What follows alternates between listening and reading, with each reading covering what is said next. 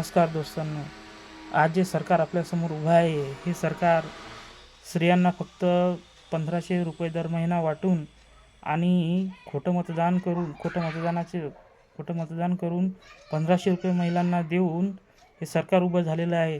जर याच 1,500 रुपयामध्ये जर सरकारने 1,500 प्रत्येक स्त्रियांना वाटण्याऐवजी जर त्यांच्या मुलाबाळांना जर काम दिलं असतं, जे कोट्यानं रुपये आज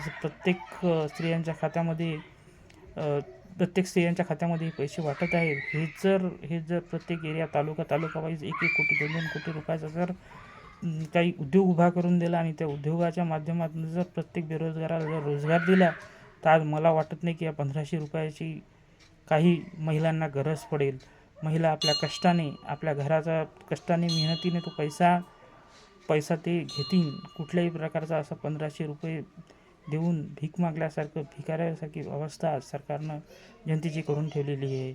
आणि 5 किलो राशन मोफत देऊन त्या राशनाचा दर्जा जर तुम्ही बघितला तर अक्षरशः जनावरसुद्धा खाणार नाही अशा प्रकारचा कनिष्ठ प्रकारचा माल हा 5 किलो राशन हे मोफत दिल्या जाते. म्हणून मी सरकारला असं आवाहन करू इच्छितो की जर तुम्हाला द्यायचंच असेल तर उद्योगधंदे द्या, नोकऱ्या द्या. हे 1,500 रुपये फुकट वाटून कुठल्याही प्रकारचं उपकार ते स्त्रियांवर किंवा त्या घरातील लोकांवर करत नाही आहे.